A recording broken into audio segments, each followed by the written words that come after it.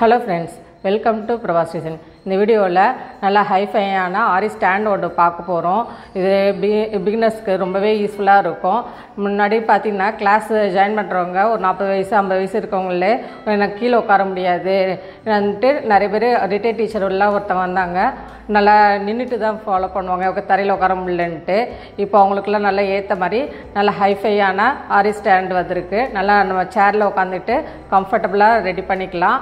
நல்லா ஆரி ஒர்க் பண்ணுறதுக்கும் பெயிண்டிங் பண்ணுறதுக்கு ஹேண்ட் எம்ப்ராய்டரி பண்ணுறதுக்குன்ட்டு உங்களுக்கு எந்த கிராஃப்ட் ஒர்க்கில் இன்ட்ரெஸ்ட்டோ ப்ரூச்சஸ் பண்ணுறதுக்குன்ட்டு எந்த கிராஃப்ட் ஒர்க் இன்ட்ரெஸ்ட்டோ அவங்க எல்லாருமே இந்த ஆரி ஸ்டாண்ட் வாங்கிக்கலாம்.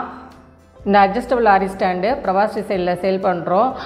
தேவைப்படுறவங்க வாட்ஸ்அப்பில் கான்டாக்ட் பண்ணுங்கள். இதுதான் இந்த ஹைஃபை ஆரி ஸ்டாண்டு.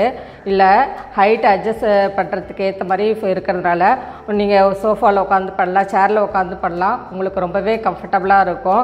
கரெக்டாக சேரில் உட்காந்துட்டு நம்மளுக்கு எந்த அளவுக்கு உள்ளே கொண்டு வரணுமோ அந்த அளவுக்கு நல்லா அழகாக உள்ளே கொண்டு வந்துட்டு நம்மளுக்கு நம்ம எந்த ஒர்க்கு பண்ணுறோமோ அந்த ஒர்க்கு கிளாத்தை கரெக்டாக அப்படி மேலே வச்சுட்டு கரெக்டாக அந்த கம்பிக்குள்ளே கரெக்டாக ஃபிட் பண்ணுற மாதிரி ஃபிட் பண்ணிட்ட பிறகு நம்ம செயின் ஸ்டிச் போட ஸ்டார்ட் பண்ணலாம். இது ரொம்பவே ஈஸியாக இருக்குது. நம்மளுக்கு எந்த அளவுக்கு உள்ளே கொண்டு வரணுமோ உள்ளே கொண்டு வந்துட்டு நம்ம ஒர்க்கை ஸ்டார்ட் பண்ணலாம்.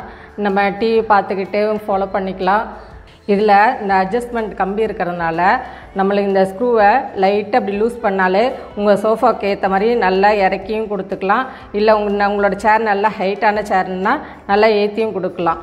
இந்த ரெண்டு பக்கமும் இந்த ஸ்க்ரூவை மட்டும் லைட்டாக லூஸ் பண்ணிவிட்டு இந்த ரெண்டு சைடும் அந்த நாபை மட்டும் லைட்டாக லூஸ் பண்ணிவிட்டு இப்படி நல்லாவே ஹைட் ஏற்றிக்கலாம். உங்களுக்கு எவ்வளோ ஹைட் வேணுமோ ஹைட் ஏற்றிக்கலாம். நல்லா இறக்குனாலும் இறக்கிக்கலாம்.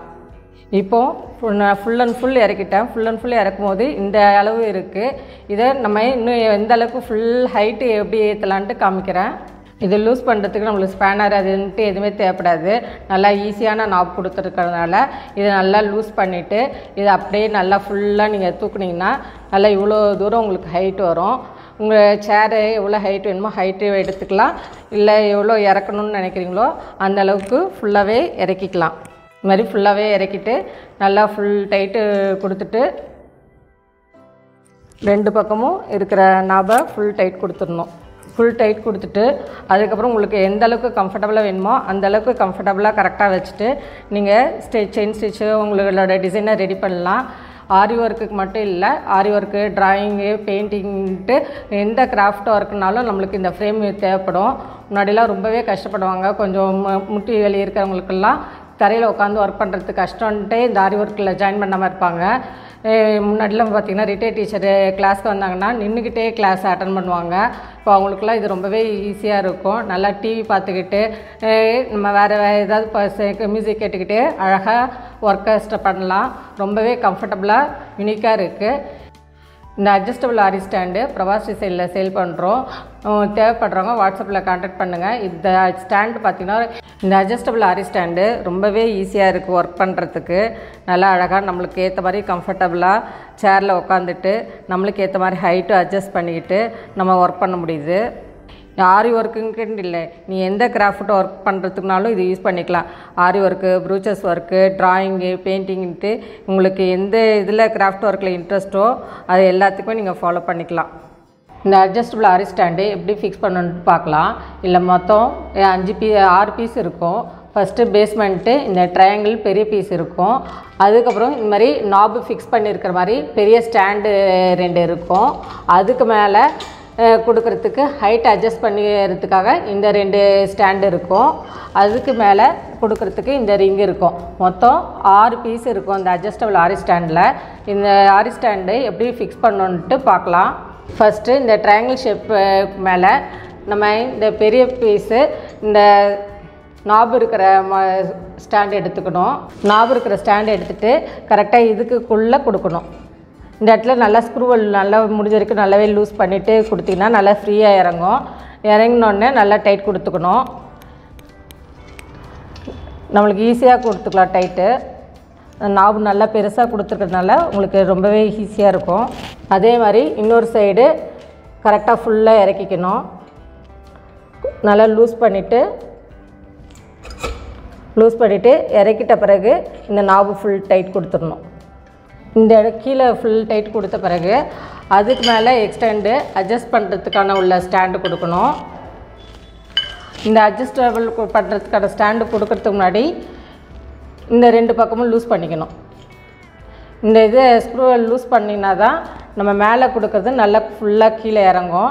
உங்களுக்கு எவ்வளோ ஹைட்டு வேணுமோ, இப்போ சப்போஸ் உங்களுக்கு ஹைட்டு இந்த அளவுக்கு வேணும்னா இந்த அளவுக்கு வச்சுட்டு ஸ்க்ரூவை டைட் பண்ணிக்கணும். இந்த நாபை நல்லா டைட் பண்ணிக்கணும்.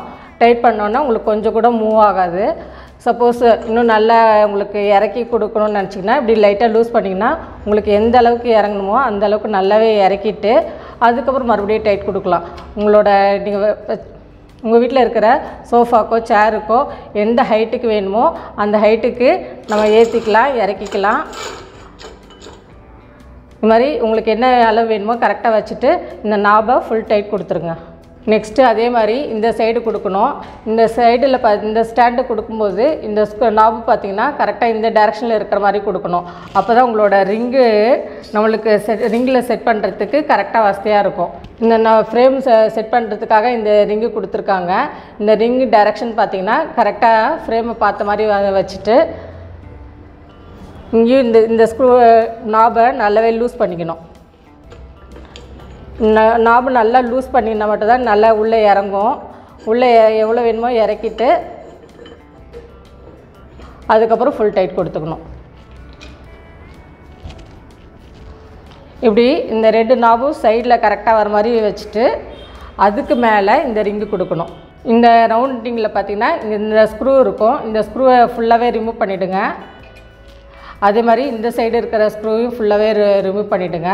அந்த ஹோலில் கரெக்டாக உள்ளே கொடுத்துட்ட பிறகு இந்த ஹோலில் இந்த ஸ்க்ரூ உள்ளே கரெக்டாக ஃபிட் பண்ணுற மாதிரி இப்படி கொடுத்துடணும். கொடுத்துட்டு அதுக்கப்புறம் உங்களோட ஸ்க்ரூவை வச்சு ஃபுல் டைட் கொடுக்கணும்.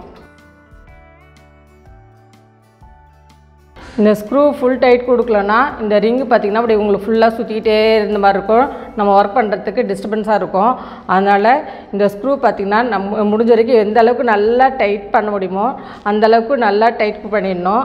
ஸ்பேனர் நம்பர் பார்த்திங்கன்னா 13. இந்த 13ஆம் நம்பரு ஸ்பேனரு கரெக்டாக இந்த ஸ்க்ரூவுக்கு கரெக்டாக இருக்கும். அதை வச்சு ஃபுல் டைட் கொடுத்திங்கன்னா உங்களோட ரிங்கு மூவ் ஆகாது. அந்த ஸ்க்ரூ லூஸாக இருக்கும்போது உங்களுக்கு ரொம்பவே ஷேக் ஆகிடுச்சு. இப்போ அந்த ஸ்க்ரூ நல்லா ஃபுல்லாக டைட் பண்ணோன்னா நம்மளுக்கு நல்லா அழகாக மூவ் ஆகாமல் நல்லா ஃபிட்டிங்காக அழகாக இருக்குது. அதுக்கப்புறம் நம்ம என்ன ஒர்க் பண்ணுறோமோ அந்த ஃப்ரேமில் கிளாத் கரெக்டாக ஃபிட் பண்ணிவிட்டு கரெக்டாக இந்த கம்பிக்குள்ளே இப்படி இறங்குற மாதிரி கொடுத்துக்கணும்.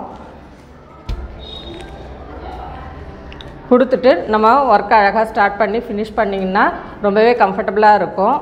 நம்ம ஆரி ஸ்டாண்ட்லேயே நிறைய டைப்ஸ் இருக்குது. நல்லா கீழே உட்காந்து போடுற மாதிரி இருக்குது, ஆரி கட் இருக்குது, அதுன்ட்டு நிறைய ஃபாலோ பண்ணலாம்.